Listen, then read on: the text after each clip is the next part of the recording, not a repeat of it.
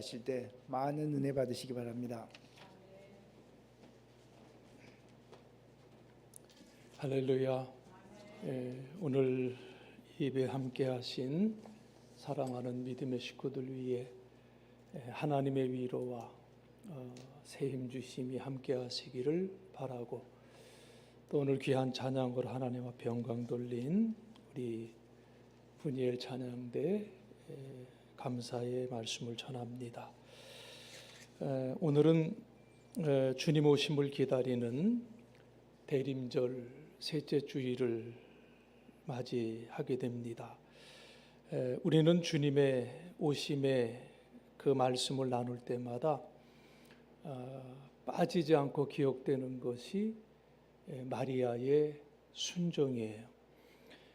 우리 주님의 잉태와 탄생, 이 말씀은 네 복음서, 사복음서 중에서 마태복음과 누가복음에만 나오는데요. 이 두 곳을 세심하게 읽어보면 누가복음은 훨씬 더 마리아 중심으로, 그리고 마태복음은 훨씬 더 요셉 중심으로 그 말씀이 이렇게 진행되는 것을 알 수가 있어요. 누가복음 1장 26절에서부터 38절에는 우리가 잘 알고 있는 일명 수태고지라고 알려진 말씀이 나오는데, 하나님께서 천사 가브리엘을 갈릴리 지역 나사렛 동네 다윗의 자손 요셉과 약혼한 처녀 마리아에게 보내십니다. 누가복음 1장 30절로 33절에 보면 가브리엘 천사가 마리아에게 그렇게 얘기를 하지요. 마리아여, 무서워하지 말라. 내가 하나님께 은혜를 입었느니라.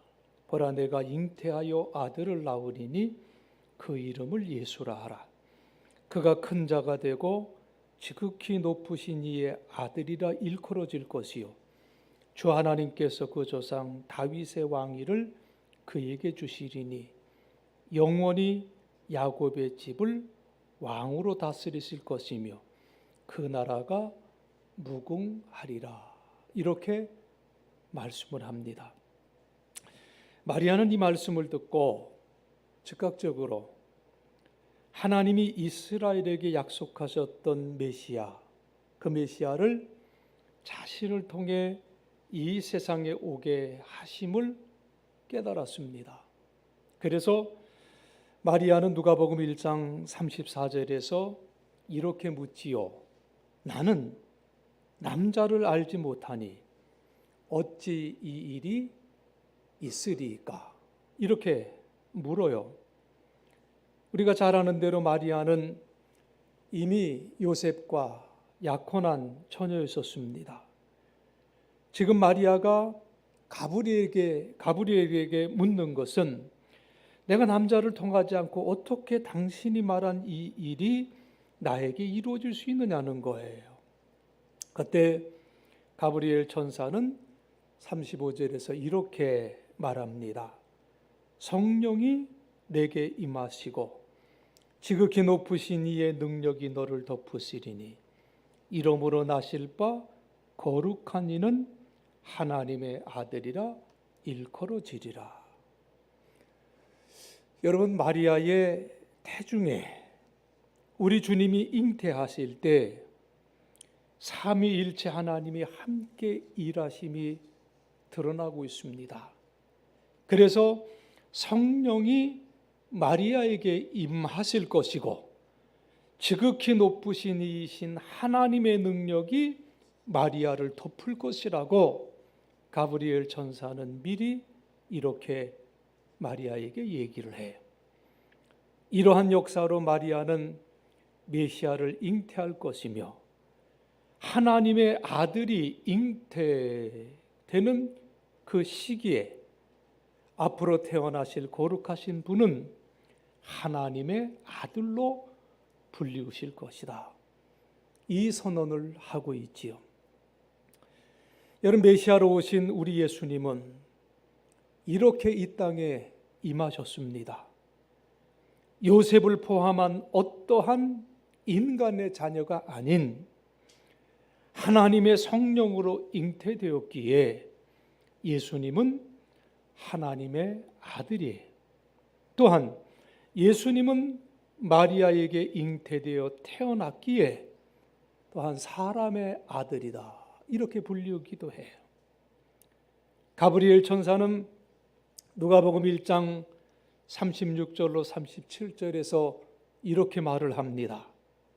보라, 내 친족 엘리사벳도 늙어서 아들을 배웠느니라. 본래 임신하지 못한다고 알려지니가 이미 6달이 되었나니 대저 하나님의 모든 말씀은 능하지 못하심이 없느니라. 이렇게 말씀해 주고 있어요. 어떻게 이러한 일이 일어날 수 있을까 생각하는 그 마리아에게 가브리엘 천사는 엘리사벳이 하나님의 은혜로 잉태된 것을 알려주었다는 거지요. 그러면서 하나님께는 불가능한 것이 없다고 선언을 해 주십니다. 자, 그러자 마리아가 38절에서 그렇게 대답을 하지요. 주의 여종이오니 어떻게요? 말씀대로 내게 이루어지이다. 그렇게 고백을 해. 여러분, 다시 말씀드리지만은 마리아는 요셉과 약혼한 사이에 동시에 그녀에게는 부모가 있어요. 그럼에도 불구하고 하나님께서 그녀를 메시아를 잉태하여 탄생하게 하실 어머니로 택하셨을 때 그녀는 자신이 주의 여종임을 분명히 깨달았어요. 자신이 부모의 것도 약혼자 요셉의 것도 심지어 자신의 것보다도 더 우선적으로 나는 주의 여종이다, 나는 하나님의 것이다, 이 사실을 먼저 분명하게 인식하고 고백을 하고 있다는 사실이에요. 자신을 그렇게 사용하실 권리가 주님께 있고 자신은 그래서 주의 여종이라고 하는 것을 고백하는 모습을 우리가 본문에서 보게 됩니다. 주님께서 자신을 택하셨을 때 그 선택의 의미가 무엇인지 알고 깨닫고 그녀의 인격 안에서 분명하게 주님께서 저에게 말씀하신 대로 저에게 이루어지기를 바랍니다. 사실 이 동의는요, 목숨을 건 동의죠. 그 당시 상황으로는 목숨을 내놓은 그러한 동의를 표하는 거예요. 여러분, 성령께서 마리아의 태중에 우리 예수님을 잉태하게 하신 정확한 때가 언제일까? 사실 궁금해요. 그런데 저는요, 마리아가 이렇게 자신의 인격으로 하나님의 메시지를 듣고 깨닫고 그리고 동의하고 그 동의를 입으로 고백했을 때 바로 그때 그 순간에 우리 주님께서 마리아의 태중에 잉태하셨다고 저는 믿습니다. 어떻게 보면 이 과정은요, 우리가 예수님을 나의 구주와 나의 주님으로 믿고 고백하고 따르는 과정과 참 똑같아요. 참 이걸 생각해 보면 이렇게 똑같을 수가 있을까? 이런 생각을 하게 돼. 우리가 예수님에 대한 아름다운 소식을 귀로 듣고요, 마음으로 깨달아 믿게 되면 우리는 그 사실을 입으로 고백하게 됩니다. 입으로 고백할 때 구원이 임하게 되고 그리고 우리의 일평생을 주님 따르게 되지요. 이처럼 우리가 하나님을 믿는 것은 과연 뭐냐? 내가 하나님을 믿고 따르는 것은 하나님의 말씀을 듣고 그 말씀을 마음으로 믿고 그리고 입으로 고백하고 우리의 삶으로 따르는 거예요. 그것이 하나님 믿는 거예요. 그래서 저는 오늘 대림절 셋째 주일을 맞이하면서 히브리서 4장 12절로 13절의 말씀을 통해서 믿고 고백하고 따랐던 마리아를 기억하면서 믿고 고백하고 따라야 할 하나님의 말씀이라는 제목으로 오늘 말씀을 나누려고 합니다. 먼저 여러분 12절 상반절의 말씀을 보시기를 바랍니다. 자, 하나님의 말씀은 어떻다고 고백하고 있습니까?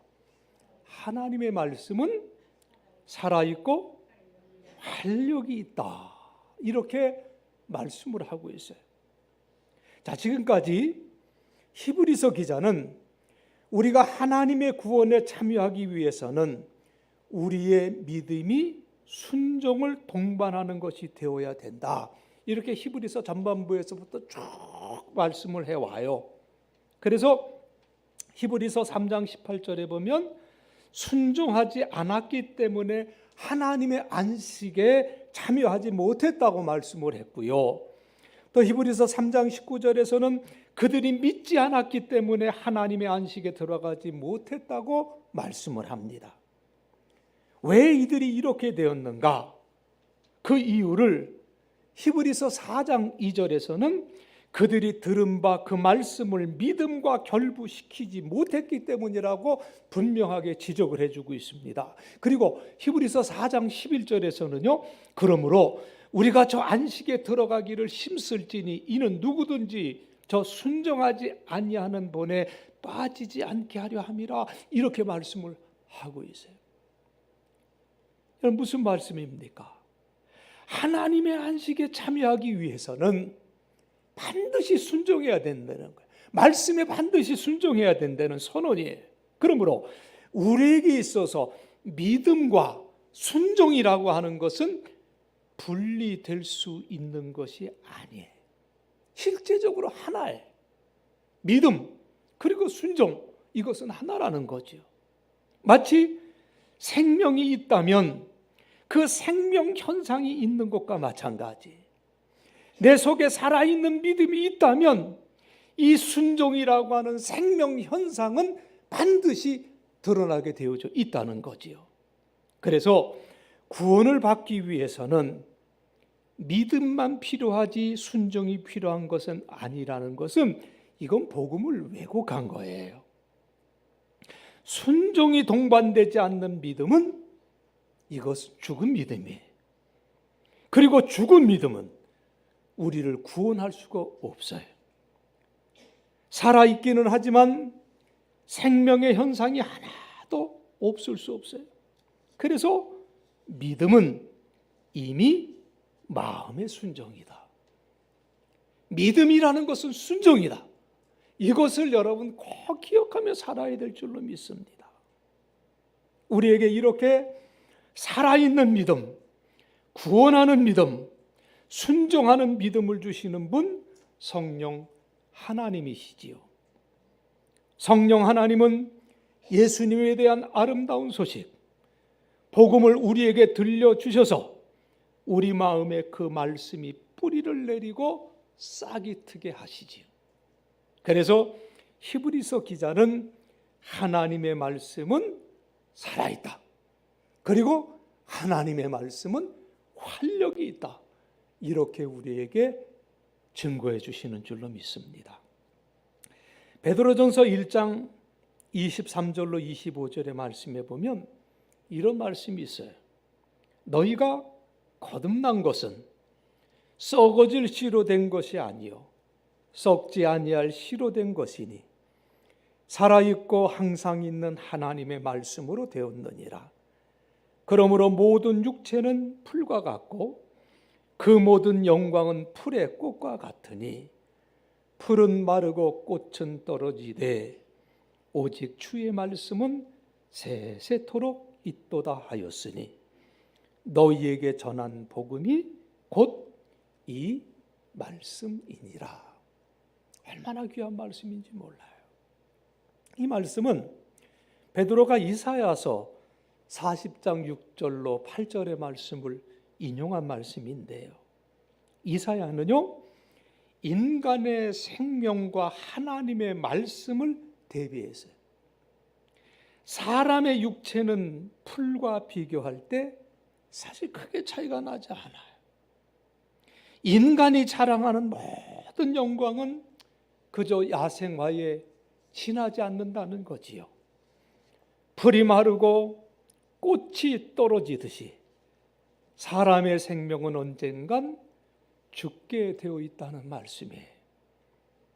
우리가 자랑하던 모든 젊음, 내가 자랑하던 지식과 부요, 그 지위와 인격 등은 결국 풀의 꽃처럼 떨어질 날이 오게 된다, 그 말씀이에요. 이렇게 들의 풀처럼 쓰러질 우리가 하나님의 영광과 생명과 안식에 참여할 방법이 뭐냐? 살아있고 항상 있는 하나님의 말씀을 듣고 죄를 회개하고 예수님이 이루신 복된 소식을 믿고 거듭나는 것 외에 뭐가 있겠습니까? 여러분 이렇게 거듭나셨습니까? 이렇게 여러분 모두가 거듭나신 줄로 믿습니다. 하나님이 살아계시기에 하나님의 말씀도 살아있습니다. 하나님이 항상 변함없이 계시기에 하나님의 말씀도 항상 있어요. 그래서 히브리서 기자가 하나님의 말씀은 살아있고 그 하나님의 말씀은 활력이 있다 증거하는 것이, 우리가 하나님의 말씀을 읽고 듣고 공부하고 암송하고 묵상하고 적용할 때 우리는 하나님의 말씀이 내 삶 속에서 살아 역사하는 그 체험을 하게 될 줄로 믿습니다. 여러분, 하나님의 말씀이 살아있다. 하나님의 말씀이 살아있다. 구체적으로 무슨 의미입니까? 하나님의 말씀이 우리 마음 속에서, 우리 인격 속에서 하나님의 일을 하신다는 거지요. 그래서 죄인을 회개하게 해, 예수님을 구주와 주님으로 믿게 해, 우리를 하나님과의 살아있는 관계로 이끄셔요. 그래서 우리가 하나님을 믿는다는 것과 그리고 하나님의 말씀을 믿는다는 것은 여러분 정확하게 하나라는 거예요. 기억하세요. 하나님을 믿는다는 것, 하나님 말씀을 믿는다는 것이다. 하나님을 믿기는 하는데 하나님 말씀 안 믿을 수 없어요. 하나님은 안 믿는데 하나님 말씀 믿을 수 없어요. 살아있는 하나님을 믿기에 또한 살아있는 하나님의 말씀을 믿게 되는 거지요. 이 살아있는 하나님의 말씀 그 자체가 영적인 생명을 주는 힘이에요. 그게 에너지. 그래서 히브리서 기자가 하나님의 말씀은 활력이 있다, 이렇게 우리에게 증거해 주시는 줄로 믿습니다. 하나님의 말씀이 힘이고 활력이고 에너지기에 여러분 삶 속에 이 하나님의 말씀이 왕성하게 일하시게 되는 역사가 일어나길 주의 이름으로 축원합니다. 자, 이제 본문 12절 중반절을 봅니다. 자, 하나님의 말씀은 살아있고 활력이 있는데 그 말씀이 어떤 말씀이냐?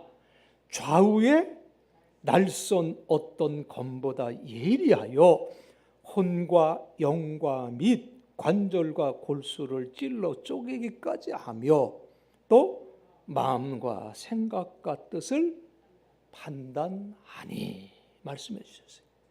자, 이제 히브리서 기자는 하나님의 말씀을 뭐로 비교하냐면 양날의 검으로 비교를 해요.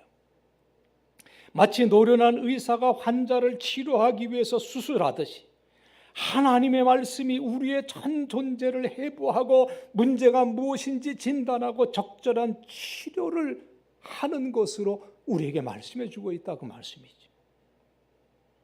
이 수술, 육체적인 병을 대상으로 하는 수술이라기보다는 정신적, 인격적, 영적인 수술을 말씀하고 있어요. 왜냐하면 혼과 영과 관절과 골수와 마음과 생각을 포함하는 수술이기 때문에 혼, 영, 마음, 생각은요 육체를 초월하는 것이고 관절과 골수는 육체에 속한 거예요. 그래서 관절과 골수는 이 수술 과정의 예로 제시된 것이라고 이해할 수가 있지요. 여러분, 의사의 아버지라고 불리우는 분이 히포크라테스지요. 이 히포크라테스는요, 철학자 소크라테스 그리고 정치가 페리클레스와 동시대 사람이에요. 자, 그런데 우리가 성경을 읽다 보면 구약 성경에 에스라 그리고 느헤미야가 등장을 하는데 이 에스라와 느헤미야가 바로 히포크라테스, 소크라테스 그 시대의 동시대 사람이에요. 그리고 이분들은요 적어도 히브리서 기자보다 400여 년이나 앞서 있었던 분이에요. 그런데 그때는 이미 오늘날처럼 의학 분야에 있어서 여러 과로 분리가 되어 있고 외과 수술도 했다고 합니다. 의사의 칼이 피부를 열고 근육을 열고 관절에 접근하고 심지어 뼛속에 있는 골수까지 접근하여 문제를 찾아내고 해결하는 것이 곧 외과 수술이었었습니다. 그래서 성경에서 이렇게 표현할 수가 있었다는 거지요. 그런데 여러분, 이 외과 수술과 같은 동일한 일들을 하나님의 말씀이 우리의 영혼을 위해서 일하신다고 말이에요. 우리의 영혼을 위해서 이 일을 하신다는 거예요. 하나님의 말씀을 양식으로 먹고 정상적으로 자라야 하는 것이 신자의 삶이지요. 그런데 어떤 이유로든 이 과정이 바르게 되지 않을 때 우리는 영적으로 병이 들게 되어져 있습니다. 자, 병이 들어요? 그러면 약을 먹어야 되겠지요. 약으로도 안 되면 최후의 방법이 수술이에요. 수술, 그것은 필요한 부분을 열어서 잘못된 부분을 제거하는 경우가 많습니다. 자, 우리의 혼, 우리의 영, 우리의 생각, 우리의 마음 태도의 등에 크고 작은 문제가 생길 때 하나님의 말씀은 우리에게 양날이 선 예리한 수술칼이 되어서 성령의 손에 붙들려 우리를 수술하게 됩니다. 그러므로 우리가 하나님의 말씀을 들을 때마다 우리의 영혼을 주님의 수술대 위에 올려놓는 거예요. 주님께서 우리를 진단하셔서 우리로 하여금 무엇이 문제인지를 깨닫게 하시지. 병원과 의사는 없는 병을 만드는 것이 아니라 있는 병을 찾아줘요. 우리도 때로는 아무런 생각 없이 살다가 하나님의 말씀을 들을 때 하나님의 시각으로 나를 보게 되고 내가 영적으로 심각한 병에 걸려 있구나, 그것을 깨닫게 됩니다. 그리고 우리를 하나님의 말씀의 수술대에 올려놓고 하나님의 말씀의 칼로 성령께서 집도하시는 수술에 우리 자신을 내어 맡기게 된다는 거예요. 이렇게 하나님이 말씀으로 새롭게 하시는 그러한 역사가 날마다 저와 여러분 우리 모두에게 있기를 주님의 이름으로 간절히 축원드리겠습니다. 이어지는 13절의 말씀을 여러분 보십시오. 지으신 것이 하나도 그 앞에 나타나지 않음이 없고 우리의 결산을 받으실 이의 눈앞에 만물이 어떻게 해요? 벌거 벗은 것 같이 드러나느니라. 이렇게 말씀하셨어요. 자, 지금 이제 히브리서 기자는 하나님의 말씀이 좀 더 우리의 영혼을 진단하고 결산하는 역할을 강조하고 있어요. 아마 의학이 발전하면은요, 세포 단위의 진단도 앞으로는 가능해질 것 같아요. 마찬가지로 하나님의 모든 피조물은요, 하나님과 하나님의 말씀 앞에서 아무것도 감출 수 없다는 거지요. 특히 하나님의 형상으로 지음받은 저와 여러분, 모든 사람은 모든 생각, 모든 말, 모든 행동을 하나도 빠짐없이 하나님의 말씀 앞에서 드러나게 된다는 거예요. 특별히 히브리서 기자가 결산이라고 할 때는 하나님의 심판대 앞에 서게 될 때를 강조한 말씀이에요. 그때 그 자리에서 저와 여러분은, 그리고 모든 만물은 하나님 앞에 마치 벌거 벗은 것처럼 드러날 것이다. 이렇게 말씀을 주고 계세요. 아무것도 감출 수 없습니다. 만일 예수 그리스도의 보혈의 공로가 없었다면 우리는 우리의 누더기와 같은 의로는 하나님의 영원하신 진노에서 벗어날 수가 없어요. 주님의 보혈로 사함을 입고 주님의 공로로 구원받아 하나님 자녀가 되고 하나님 백성으로 살아서 하나님의 영원한 새 하늘과 새 땅에 참여하게 되는 줄로 믿습니다. 그러므로 우리가 하나님의 심판대 앞에 설 수 있는 것은 오직 하나님의 은혜에 의한 것이지요. 우리 주 예수 그리스도의 은혜와 우리 아버지 하나님의 사랑이 없었다면 우리는 주님 앞에 결코 설 수 없는 존재다. 이 사실을 주님 오심을 기다리는 이 시기에 다시 한번 우리 마음속에 깊이 새길 수 있는 우리 모두가 되어지기를 간절히 바랍니다. 이제 말씀을 마치려고 합니다.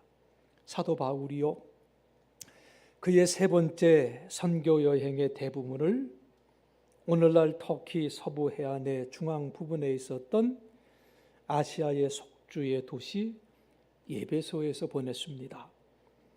3년여의 사역을 다 마치고 두 번째 선교 여행에서 세웠던 마게도냐와 그리스 지역의 빌립보, 데살로니가, 베레와 그리고 고린도 교회 등을 돌아보고 다시 예베소를 거쳐서 예루살렘으로 가려고 계획을 했습니다.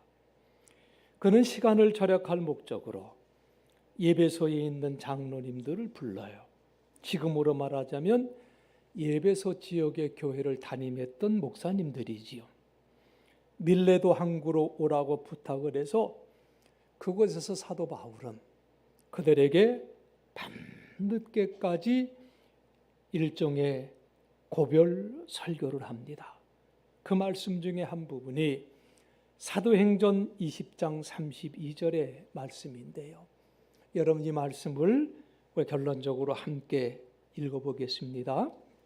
지금 내가 여러분을 주와 및 그 은혜의 말씀에 부탁하노니 그 말씀이 여러분을 능히 든든히 세우사 거룩하게 하심을 입은 모든 자 가운데 기업이 있게 하시리라. 아멘.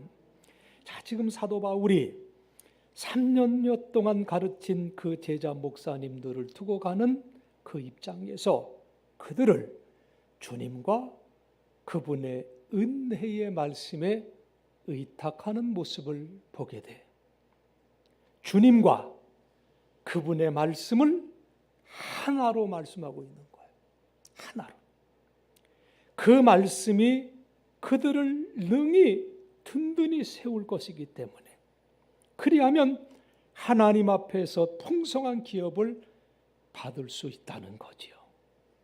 사랑하는 성도 여러분, 이제 금년도 3주도 남지 않았어요. 저와 여러분은 과연 어떻습니까? 제가 이곳에 서 있는 이유와 목적도 저와 여러분을 주님과 그분의 은혜로 말씀께 의탁하기 위함이에요.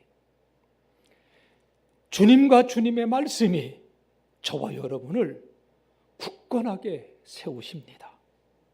그런 면에서 여러분, 내년에는 좀 더 성경 읽기에 좀 더 많은 분들이 헌신하여 집중해 주시기를 부탁드립니다. 주보에 기록된 말씀과 생명의 과정을 1년 동안 함께하면 여러분은 1년에 한 번 성경을 통독할 수가 있습니다. 이렇게 매일 말씀을 읽고 공부하고 묵상하고 적용할 때 우리는 매일 영혼의 양식으로 살아있고 활력 있는 하나님의 말씀을 먹는 거예요. 그러면 큰 영적인 수술하지 않아도 매일을 은혜 가운데 순종하면서 주와 동행할 수 있게 될 줄로 믿습니다. 이제 대림절 셋째 주일을 맞이하여 하나님의 말씀에 순종함으로 하나님의 은혜 가운데 귀한 사역을 감당했던 그 마리아의 순종이 이 한 주간에도 저와 여러분에게 동일하게 일어날 수 있기를 주님의 이름으로 간절히 축원드리겠습니다. 기도하겠습니다. 말씀이 육신이 되셔서 이 땅에 오신 주님, 그 주님으로 말미암아 우리가 구원을 얻었고 그 주님으로 말미암아 하늘의 소망을 얻게 됨을 감사합니다. 주님, 자기의 자신이 내 것이 아니라 주의 것임을 깨닫고 주의 말씀은 그대로 이루어짐을 믿었기에 모든 어려움과 환난이 예측되는 그러한 환경 속에서도 주의 여정이 오니 주의 말씀대로 이루어지이다 고백했던 그 마리아의 고백과 순종이 주님 오시는 이 대림의 계절을 맞이하고 있는 우리들에게도 동일한 고백과 순종이 되게 도와주셔서 내 삶 속에서 믿음과 순종이 하나 되게 하시고 그 순종 속에서 하나님의 말씀이 내 삶을 통하여 아름답게 열매 맺어지고 또한 많은 이들에게 구원의 소식을 전하는 복된 역사가 나타날 수 있도록 우리를 지켜주시고 인도하여 주시옵소서. 주님, 지켜주시고 붙들어 주실 것을 믿사옵고 우리 주 예수 그리스도 이름 받들어 간절히 기도드리옵나이다.